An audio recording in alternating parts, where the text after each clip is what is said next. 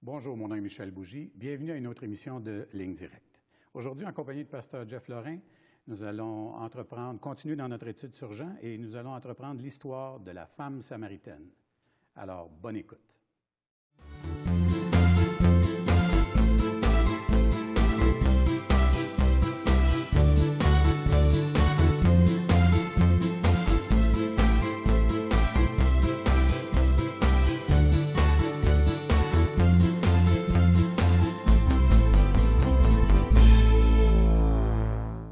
Alors, bonjour, Pasteur Jeff. Bonjour, Michel. Ça va bien? Oui, ça va bien, ça va bien. Excellent. Alors, on est toujours dans Jean. Oui, on poursuit notre étude dans l'Évangile de Jean, et puis on essaie de voir un peu toute la structure, puis les thèmes que Jean nous amène dans cet Évangile. Et on va aujourd'hui parler de la femme samaritaine. Ça risque d'être intéressant. Avant de commencer, je vais te demander de prier pour les autorités. D'accord. Seigneur, tel que commandé dans ta parole, selon 1 Timothée chapitre 2, on veut te remettre nos autorités civiles, afin que tu puisses nous bénir encore abondamment par cette structure. Père, on te demande vraiment de leur donner du bon conseil. Annule le mauvais conseil. Seigneur Jésus, bénis et honore encore publiquement même ceux qui font un très bon travail afin qu'on puisse faire confiance à cette institution qui, au fond, nous garantit la paix souvent dans notre pays. Bénis-les abondamment et que ceux qui sont malhonnêtes, Seigneur Dieu, soient enlevés et disqualifiés. Encore une fois, merci de nous bénir par ces autorités. On fait partie de la grâce commune. C'est à cause de ça, Seigneur Dieu, on peut vivre des choses vraiment bénies. Fait que merci d'avance au nom de Jésus, Père. Amen. Amen. Donne-nous ta parole, Seigneur, s'il vous plaît. Amen. Oui. Donne-nous ta parole. Alors, la femme samaritaine, donc on est dans Jean 4, et tu voudrais qu'on lise à peu près jusqu'à où? On peut lire l'histoire... Commençant, d'abord, pour se remettre un petit peu dans le contexte, Jésus, finalement, a eu une rencontre avec Nicodème. Et puis Nicodème représente un petit peu l'orthodoxie d'Israël, hein, le juif, pharisien, le docteur de la loi. Mais Jésus montre que malgré toutes ces choses, cet homme-là n'a pas la vie. Donc, tu dois naître de nouveau. On a le témoignage de Jean-Baptiste qui rappelle qu'on n'écoute pas ni Jean-Baptiste, ni Jésus, finalement. Donc, c'est comme un rappel que rien change, à moins que Dieu intervienne, l'homme reste rebelle. Sa rébellion, c'est de se proclamer lui-même Dieu, donc il n'y a pas de place pour deux dieux. Et là, Jean nous amène subtilement, parce que Jésus retourne vers la Galilée, donc on est finalement à Jérusalem, pour partir vers la Galilée dans le nord, il va prendre le chemin intérieur du pays. Pardon. Intérieur du pays, et donc il va passer par le pays des Samaritains. Et là, Jean va nous présenter, on pourrait dire, du docteur de la loi, très orthodoxe. Il va nous donner le témoignage maintenant d'une personne hérétique. Parce qu'il faut dire que la Samarie, c'était comme un ghetto à travers lequel tu ne passais pas. Bien, habituellement, les Juifs aimaient mieux passer par la côte, même si c'est un petit peu plus long que de passer par l'intérieur du pays, parce que c'est un peu comme la tension qu'il y a encore aujourd'hui avec Israël et la Palestine. On a toujours des Samaritains, il ne reste plus beaucoup de gens, par exemple, parce que c'est presque tous maintenant des Palestiniens. Les Samaritains ont quasiment tous disparu. Mais c'est un petit peu cette même tension de l'époque. En passant, les deux se le rendaient bien. Oui, ça doit. Il n'y a pas les bons et les méchants là-dedans. Je pense que le genre humain étant ce qu'il est, il ne change pas. Non. Donc, et là, Jean va donc nous montrer, OK, on est chez les orthodoxes, on passe chez des hérétiques, quasiment la secte, parce que les Samaritains reconnaissent que les 5 premiers livres de Moïse. Ils ne reconnaissent pas le reste de la Bible hébraïque. Et donc, on va voir leur réaction, et ça va être très intéressant. Excellent. Donc, je pense qu'on pourrait lire, si tu veux. Tu pourrais nous lire... c'est un passage un petit peu long, mais ça vaut la peine. Jusqu'au verset 26. Excellent. Alors, donc, Jean 4, « Le Seigneur sut que les pharisiens avaient appris qu'il faisait et baptisait plus de disciples que Jean. Toutefois, Jésus ne baptisait pas lui-même, mais c'était ses disciples. Alors, il quitta la Judée et retourna en Galilée. Comme il fallait qu'il passât par la Samarie, il arriva dans une ville de Samarie nommée Sichar, près du champ que Jacob avait donné à Joseph, son fils. Là se trouvait le puits de Jacob. Jésus, fatigué du voyage, était assis au bord du puits. C'était environ la 6e heure. Une femme de Samarie vint puiser de l'eau. Jésus lui dit, « Donne-moi à boire. » Car ses disciples étaient allés à la ville pour acheter des vivres. La femme samaritaine lui dit, « Comment, toi, qui es un Juif, me demandes-tu à boire à moi, qui suis une femme samaritaine? » Les Juifs, en effet, n'ont pas de relation avec les Samaritains. Jésus lui répondit, « Si tu connaissais le don de Dieu Et qui est celui qui te dit, « Donne-moi à boire » Tu lui aurais toi-même demandé à boire, et il t'aurait donné de l'eau vive. « Seigneur, lui dit la femme, tu n'as rien pour puiser, et le puits est profond. D'où aurais-tu donc cette eau vive? Es-tu plus grand que notre père Jacob, qui nous a donné ce puits, et qui en a bu lui-même, ainsi que ses fils et ses troupeaux? » Jésus lui répondit, « Quiconque boit cette eau aura encore soif. Mais celui qui boira de l'eau que je lui donnerai n'aura jamais soif. Et l'eau que je lui donnerai deviendra en lui une source d'eau qui jaillira jusque dans la vie éternelle. » La femme lui dit, « Seigneur, donne-moi cette eau, afin que je n'aie plus soif et que je ne vienne plus puiser ici. » « Va, lui dit Jésus, appelle ton mari et viens ici. » La femme lui répondit, « Je n'ai point de mari. » Jésus lui dit, « Tu as raison de dire, je n'ai point de mari, car tu as eu 5 maris et celui que tu as maintenant n'est pas ton mari. En cela, tu dis vrai. » « Seigneur, lui dit la femme, je vois que tu es prophète. Nos pères ont adoré sur cette montagne et vous dites, vous, que le lieu où il faut adorer est à Jérusalem. Femme, lui dit Jésus, crois-moi, l'heure vient où ce ne sera ni sur cette montagne ni à Jérusalem que vous adorerez le Père. Vous adorez ce que vous ne connaissez pas. Nous adorons ce que nous connaissons, car le salut vient des Juifs. Mais l'heure vient, et elle est déjà venue, où les vrais adorateurs adoreront le Père en esprit et en vérité, car ce sont là les adorateurs que le Père demande. Dieu est esprit, et il faut que ceux qui l'adorent en esprit et en vérité. La femme lui dit, « Je sais que le Messie doit venir, celui qu'on appelle Christ. Quand il sera venu, il nous annoncera toutes choses. » Jésus lui dit, « Je le suis, moi qui te parle. » Donc, c'est quand même intéressant dans cette première portion de l'histoire. Le Seigneur, d'abord, est auprès de ce puits. On est en Samarie, comme on a dit, c'est la région où les Juifs ne sont pas nécessairement les bienvenus. Et à cette époque, contrairement à notre époque aujourd'hui, quoi qu'on essaie toujours de se distinguer par la manière qu'on s'habille. Hein? Tu sais, toujours. Hein, nos groupes seront représentés, tu sais, peu importe la mode. Et puis nous, on représente un peu notre âge. Veston, chemise, tu sais. Et puis, donc, à l'époque, chaque ethnie se représentait, et même souvent par village, il y avait un type de vêtements. Okay. Et donc, c'est pour ça que les gens peuvent tout de suite se repérer. Donc, elle reconnaît tout de suite Jésus comme étant un Juif, sûrement la manière qu'il est habillé, peut-être aussi à sa manière de parler. Et la tension est un petit vive. En plus, c'est très rare qu'un homme parle à une femme. On est au Moyen-Orient, on est à une époque où l'Évangile n'a pas encore fait un effet d'affranchi. Okay? Donc, on est vraiment dans une tension. Et c'est une Samaritaine par-dessus le marché. Midi. Nous, on peut perdre certaines notions parce que quand tu es chez toi, tu prends de l'eau quand tu veux. Mais si tu as été en Afrique, par exemple, tu as été dans certains villages, bon, mais le point d'eau, c'est le point social. Il y a des temps où tout le monde, les femmes vont laver le linge au lavoir, je pense qu'on peut dire. Et là, c'est le lieu où on se donne des nouvelles. Si tu vas chercher de l'eau, c'est le matin ou avant le souper, le soir. Pour faire des provisions, tu amènes ça dans la journée, et puis tu as ta cruche d'eau, tu as ta réserve d'eau. Ça, c'est le temps qui fait moins chaud. C'est le temps qui fait moins chaud le matin et le soir. Hein? Donc, si quelqu'un, par contre, comme je te dis, c'est des points sociaux.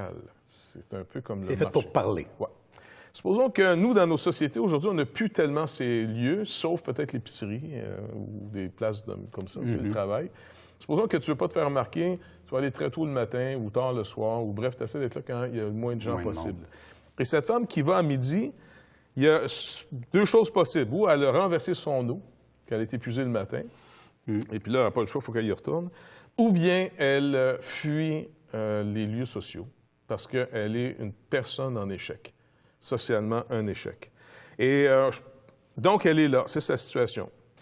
Le Seigneur lui demande à boire. C'est quand même intéressant parce qu'à l'époque aussi, il faut se rappeler que quand on voyage, quand ils sont partis, par exemple, de Jérusalem, le groupe ici des disciples, il laisse Jésus parce que Jésus était fatigué, donc il va s'asseoir sur le bord du puits. Normalement, celui qui transporte sûrement une corde avec un petit seau, parce que, écoute, l'eau, tu n'as pas de robinet nulle part. Il faut que tu appuies. Puis l'eau, ben, c'est profond quand tu vas appuyer. Ils ont sûrement oublié d'y donner, finalement, la petite cruche. La petite cruche avec la petite corde au bout, tu comprends? Et donc, le Seigneur n'a rien pour puiser l'eau, parce qu'elle lui dit, tu n'as rien pour puiser l'eau. Et donc, toutes ces situations-là nous montrent qu'on est vraiment dans une autre époque qui définit une autre manière de faire les choses complètement. OK? Bref, il lui demande de l'eau. Elle lui dit, un peu en moquerie, en voulant dire, quoi, toi qui es juif, tu me demandes à moi qui est une Samaritaine. En passant, vous, les Juifs, vous nous méprisez tellement. Parce qu'il y a toutes sortes d'histoires. Les commentateurs racontent que... Pardon, ma petite gorge fatigue encore. Racontait finalement qu'on se racontait des histoires réciproques sur les deux nations. Et les Juifs étant aussi très cérémoniellement scrupuleux, méprisaient les Samaritains et les Samaritaines. Et tu te rappelles, il y a une règle finalement en Israël, dans la loi de Moïse, que quand une femme est en période, donc si elle touche quoi que ce soit ou qui que ce soit, ça devient impur. Ouais. Okay? Et eux partaient la légende que les petites Samaritaines, quasiment dès leur naissance, ils sont continuellement en menstruation. Tu vois, c'était vraiment...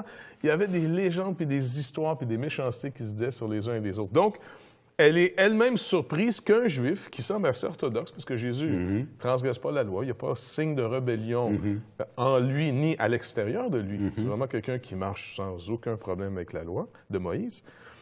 Elle est surprise qu'il lui demande à boire en disant « Écoute, t'as pas peur que je la souille, cette eau? Wow. Tu vas devenir un impur. » Donc, il y a tout ça qui flotte dans l'atmosphère. Le Seigneur, finalement, lui dit, après, « Écoute, si tu savais qui est en train de te demander à boire, tu lui demanderais toi-même à boire. » C'est là qu'il dit « T'as rien pour puiser. Et là, il lui rappelle le don de Dieu. Si tu connaissais, donc elle ne le connaît pas, le don de Dieu. Tu lui demanderais toi-même à boire, il te donnerait l'eau vive. L'eau vive qui était, en passant, une promesse, puis elle ne pouvait pas connaître parce que c'est surtout les prophètes qui l'ont proclamé, cette eau vive, entre autres Jérémie, au chapitre 2, verset 13, quand le Seigneur dit « Vous m'avez abandonné, moi qui suis une source d'eau vive. Je ne trompe pas, contrairement à vos citernes crevassées que vous creusez. » Et puis, elle dit « Ben, OK, je prendrai sûrement cette eau, il n'y a pas de problème. » Elle pense à son besoin physique. Physique, puis en même temps, on va le chercher sur son terrain, comme beaucoup d'entre nous, lorsqu'on vient à l'Évangile, quand quelqu'un dit « Écoute, le Seigneur veut s'occuper de toi. » Il veut vraiment t'accorder le pardon de tes péchés. Ça, pour les gens, à moins de te sentir vraiment coupable, c'est de une ou deux ou trois grosses fautes là, dans ta vie qui te fatiguent. Ou d'autres vont proclamer l'Évangile en disant « Il veut pourvoir tes besoins, il veut s'occuper de toi. » Fait que là, tu penses tout de suite à mon loyer, ma nourriture, trouver du travail. Donc, elle entend qu'il va lui accorder la vie éternelle. Donc, mais elle le traduit dans cette vie ici, maintenant, comme on fait tous, très, très naturellement. OK, Dieu veut s'occuper de moi, parfait. Écoute, donne-moi de cette eau, afin que j'ai pu à revenir ici, et que j'ai pu à revenir non plus me faire humilier. Tu sais qu'elle ne parle pas juste de son besoin d'eau, de toute une situation qui fait que ma vie est devenue une misère. Et c'est là que le Seigneur va vraiment faire quelque chose d'unique, que malheureusement, on ne fait pas assez. Voulant trop gagner les gens à la grâce de Dieu, on oublie de leur faire voir le vrai besoin que le Seigneur est venu combler. Il va provoquer la repentance d'abord chez elle. Et c'est là qu'il va lui dire, OK, Jésus lui dit, appelle ton mari. Et puis, ça vient chercher deux aspects. Si on le prend au premier degré, quiconque l'entend dire, appelle ton mari. C'est comme un peu une manière décente de rappeler à la femme, là, moi, je suis un homme, toi, tu es une femme, et puis, j'aimerais pas qu'on pense des mauvaises choses. Donc, si on va plus loin dans la conversation, va chercher ton mari. Donc, ça, c'est le premier degré. Mais Jésus vise un degré beaucoup plus profond. Il vise son vrai besoin. Et je pense qu'on va arrêter là 2 secondes. On va aller vers une pause. Et au retour de la pause, on va voir comment ça se poursuit, cette histoire. Restez des nôtres.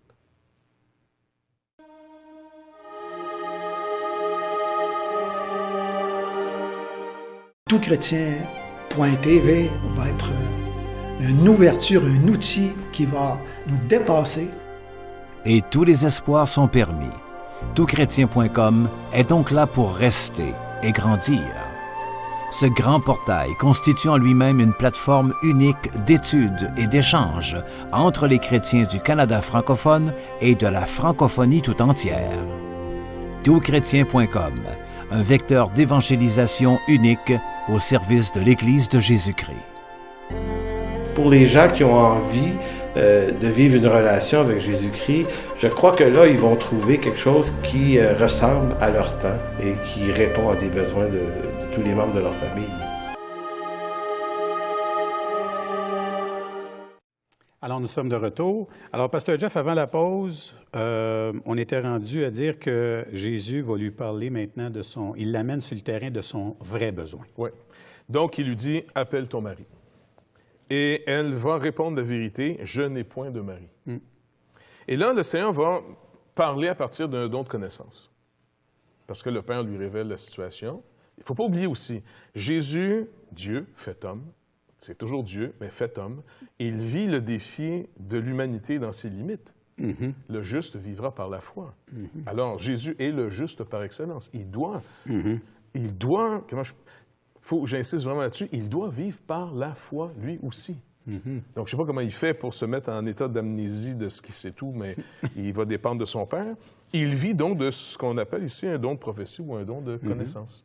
D'accord? Qui, toujours dans l'Église, peut s'opérer dans l'Église. Le Saint-Esprit est au milieu de nous. Et Paul développe très bien, finalement, cette théologie. Aspirer aux dons les meilleurs dans le don de prophétie. Et là, finalement, étant sensible à l'Esprit de Dieu, et lui, il a l'Esprit sans mesure, le Saint-Esprit lui montre, elle a raison de te dire qu'elle n'a pas de mari, car elle en a eu 5, et celui avec lequel elle est en ce moment, elle n'est pas mariée. Et ça nous rappelle quelque chose de très intéressant. Il y a beaucoup de gens qui vont dire, nous, notre relation va très bien, un couple qui est en concubinage, pas marié. Notre couple va bien, c'est vrai. Ils vont dire, puis ça va même mieux que des gens mariés. Ça fait 10 ans qu'on est ensemble, fait qu'on est vraiment... C'est pas un papier qui va faire la différence, c'est pas une cérémonie qui va faire la différence. Mais il paraît que pour Jésus, oui. Parce que peu importe le nombre d'années que tu vis avec quelqu'un, tant que tu n'es pas marié, le Seigneur ne reconnaît pas cette relation. Tu as eu raison de dire que tu n'en as pas. Il dit parce que tu en as eu 5 maris, et celui que tu as maintenant n'est pas ton mari. En cela, tu dis vrai. Donc, c'est juste pour nous rappeler à nous que si quelqu'un ose se déclarer chrétien, qui nous écoute en ce moment, et qui est en concubinage, et croyant, puis la relation va sûrement bien, ça a eu des très bons parents, c'est pas du tout moralement que c'est évalué, là. Une relation n'est pas justifiée parce qu'elle est moralement bonne et puis les gens vivent bien ça. C'est que finalement, on a respecté par la foi ce que le Seigneur nous a commandé. Que le mariage soit honoré de tous. Donc, ça ne fait pas d'exception dans Hébreux 13, 4. OK, donc c'est rapide. Puis tu nous rappelles ici un principe bien important pour nos auditeurs, c'est celui de ne pas interpréter les... Donc, on recommence la deuxième portion. OK. Tu nous réintroduis encore. C'est bon. 5, 4, 3, 2, 1. Alors, nous sommes de retour avec Pasteur Jeff. Et Pasteur Jeff, avant la pause, donc, on était rendu où tu nous expliquais, tu nous introduisais au fait que là, Jésus va lui parler de son vrai besoin.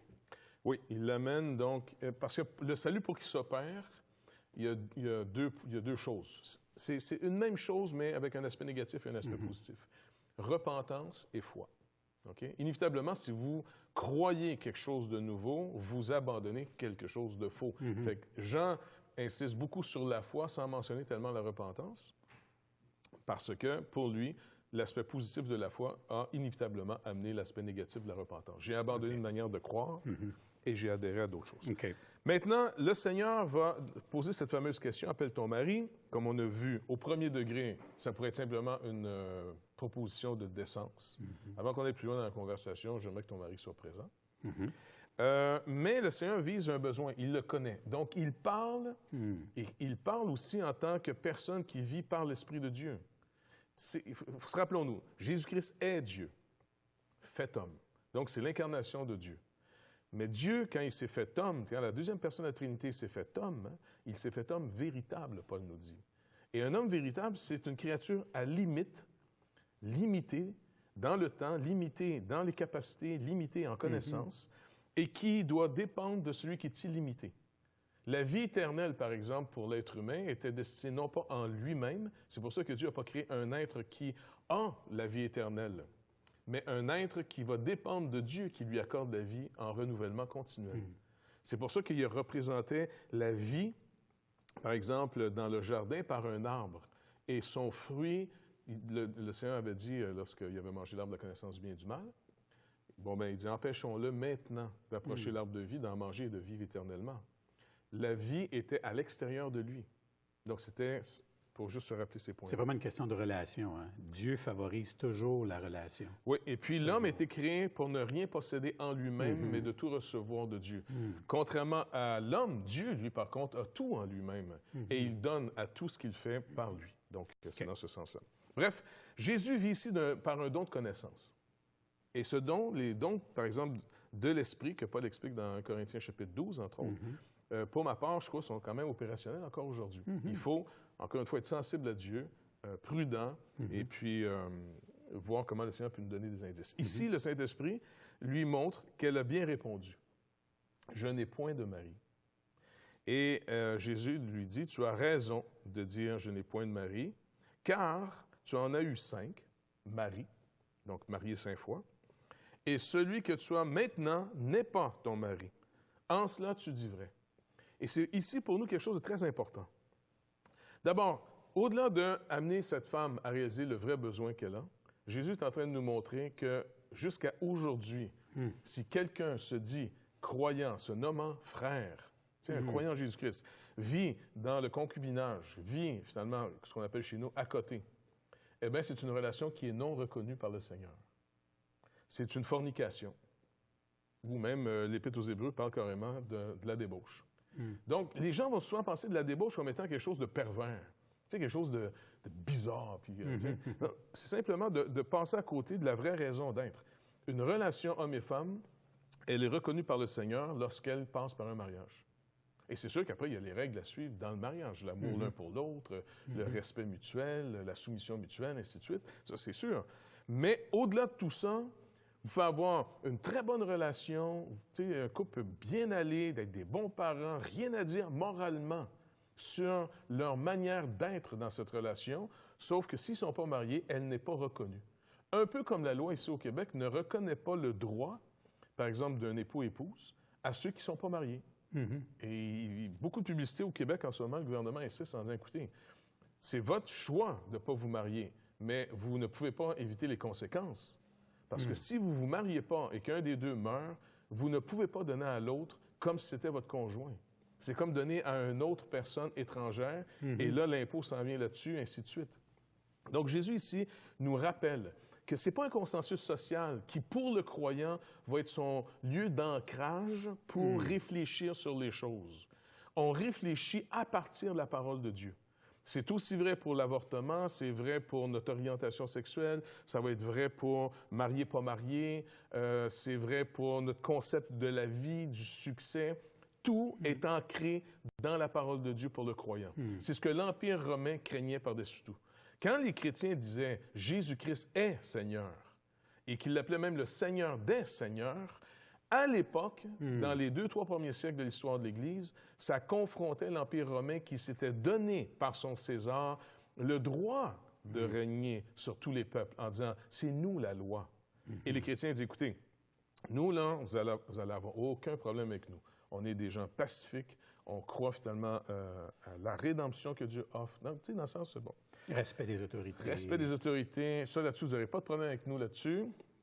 Par contre, en ce qui concerne de se donner des droits ou non, ça, si vous êtes dans la ligne du Seigneur Jésus-Christ, on obéit. Si vous n'êtes plus dans la ligne du Seigneur Jésus-Christ, notre comment on peut dire, il y a une expression pour ça, là, tu sais, mon allégeance va d'abord à Jésus-Christ. Et c'est pas mauvais que l'Église aujourd'hui rappelle à nos gouvernements, mondialement parlant, et c'est peu importe où on est, le chrétien est d'abord un homme, une femme qui a reconnu Jésus-Christ comme étant le Seigneur, des seigneurs sous lesquels on vit après.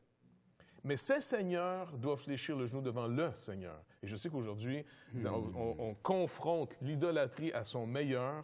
L'État veut vraiment devenir Dieu. Oui, tout à fait. Et au Québec, on est bien parti pour ça aussi. Oui. Bref, tout ça pour dire ici que le Seigneur dit « Tu as raison de dire « Je n'ai point de mari ». Jésus ne reconnaît pas cette relation. Et là, donc, il l'amène ici à son vrai besoin. Elle est vraiment surprise. « Seigneur, lui dit la femme, je vois que tu es prophète. Et puis là, elle va tout de suite l'amener sur un terrain pour se défendre un peu religieux. Ça, là, je vais t'avouer que tu lis ça, là, tu y penses un peu, là, c'est un peu surprenant. Écoute, écoute, tu viens de te faire dire, tu sais, tes affaires. me semble, c'est impressionnant, cette affaire-là, tu sais. Écoute, on le voit souvent, ça, quand même, arriver. Il y a des gens que tu les confrontes sur un point, ils sont mis en pleine lumière. C'est surprenant. Vraiment, moi, que Dieu est intervenu ici, là, ils ne savent pas d'où ça vient que tu te dis une chose pareille. Ah ouais. Et les gens se réfugient dans quoi? Leur croyance. Ouais, habituellement, la phrase, elle commence « Oui, là, mais toi, là... Ouais. Tu sais, habituellement, ça commence comme ça, là, tu sais. Et là, elle va ramener ce fameux défi en disant « Oui, mais on peut-tu être certain? Parce qu'écoutez, wow, on est tout mêlés, là. » Tu sais, puis là, tu sais, vous autres, les Juifs, vous dites c'est à Jérusalem. Nous, ils nous disent c'est sur le mont Garizim. Donc, lui, le Seigneur dit « Écoute, il est quand même assez bon pour rester sur son terrain. Il dit « Crois-moi, fais-moi confiance en vous. Crois-moi, l'heure vient... où ce ne sera ni sur cette montagne, ni à Jérusalem que vous adorez le Père. » Parce que là, il le rappelle, remarque bien, Jésus parle maintenant comme un Juif. OK? Les Juifs disent avoir raison. Les Juifs, les autorités, attaquent Jésus. Là, il aurait pu dire « Ouais, je suis d'accord avec toi, je ne sais pas pour qui ils se prennent. » Non, non, il reconnaît objectivement que même si Israël est contre lui, c'est Israël qui a les oracles de Dieu. OK? Il dit, vous adorez ce que vous ne connaissez pas. Donc, il a confond en disant, non, je sais que tu adores celui que vous croyez que les deux adorent en même temps. Fait que là, Jésus dit clairement, ce que vous adorez en ce moment, vous ne le connaissez pas. En d'autres mots, vous êtes dans l'erreur dans votre idée de qui il est. C'est pour ça que c'est pas vrai de dire, toutes les religions, c'est pareil, parce qu'au fond, on adore tout le même Dieu. Ouais. En réalité, l'adoration doit aller à Dieu, c'est vrai, mais la majorité des gens, puis les chrétiens, encore une fois, doivent l'affirmer. À moins de croire dans le Dieu de ses Écritures, j'adore ce que je ne connais pas.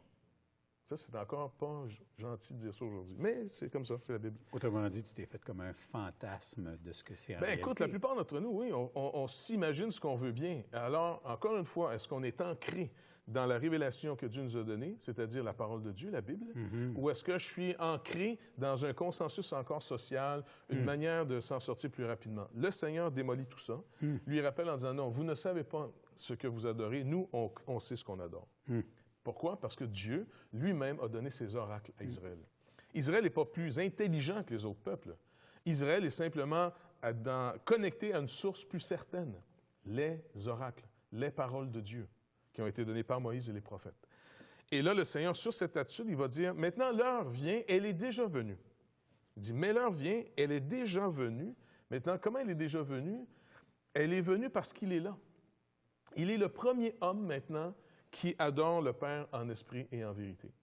Même les disciples dépendent encore de lui. Tu comprends? Absolument. Puis ils vivent dans la promesse encore. Jésus est en dehors d'eux. Mais il est le seul être humain qui vit cette réalité d'une réconciliation parfaite avec Dieu, d'une communion parfaite avec Dieu. Il dit, l'heure vient, donc pour la plupart, ça va être encore au futur, et elle est déjà venue, ça c'est pour Jésus, où les vrais adorateurs adoreront le Père en esprit et en vérité. Car ce sont là les adorateurs que le Père demande. Et là, il dit, Dieu est esprit, et il faut que ceux qui l'adorent adorent en esprit et en vérité. Puis elle ramène sur la base du Messie. Mais dans le texte, la manière que Jean nous l'écrit, d'abord, on voit qu'il écrit à des païens, des chrétiens d'origine païenne qui n'ont pas nécessairement la culture juive, parce qu'il dit, Jean écrit ici, « La femme lui dit, je sais que le Messie, Mashiach, là, elle prend le titre que les Hébreux donnent au Messie, le oint. Chez les Samaritains, on l'appelait plutôt le Taheb. Et puis c'est celui qui vient, celui qui va nous dire toutes choses. Et donc, avoir l'humilité d'aller sur son terrain en disant, OK, donc le Messie, elle prend part pour Israël maintenant, dans sa définition du Messie. Ce que Jean traduit par Christ. Tu vois ici, la femme lui dit, je sais que le Messie doit venir. Jean fait une parenthèse, celui qu'on appelle Christ, Christos, en grec. Pourquoi? Il écrit à des Grecs. Il écrit à des gens qui ne sont pas d'Israël. Il écrit à des croyants, mais qui affermissent leur foi. Et puis, là, on est de plus en plus nombreux dans l'Église à être surtout de l'extérieur d'Israël plus que de l'intérieur. Elle dit, quand il sera venu, il nous annoncera toutes choses. Donc, elle fait une connexion en disant, tu viens de m'annoncer quelque chose que personne ne peut savoir, à moins que tu me connaisses personnellement. Et puis, Jésus, il va, on pourrait dire, certifier, confirmer ce qu'elle croit là, ce que le Seigneur est en train de lui montrer. Le Seigneur, l'Esprit Saint. Car c'est l'Esprit qui conduit vers Jésus-Christ, qui dévoile le Seigneur. Et son cœur est ouvert et le Seigneur va fortifier en disant « Je le suis, moi qui te parle. » Fait que là, on voit vraiment comment est-ce que l'Esprit l'a amené sur le terrain Ouais. et que là, Jésus valide ce que l'Esprit vient de faire. On va s'arrêter là-dessus, sur cette émission, puis à la prochaine émission, on va poursuivre et là, on va voir qu'est-ce que ça a donné, tout ce dialogue-là. D'accord. Alors, merci beaucoup d'avoir été avec nous pour cette émission de Ligne Directe. On vous rappelle que vous pouvez avoir accès à nos archives sur toutchrétien.com et aussi sur labibleparle.com. Merci d'avoir été avec nous. À la prochaine.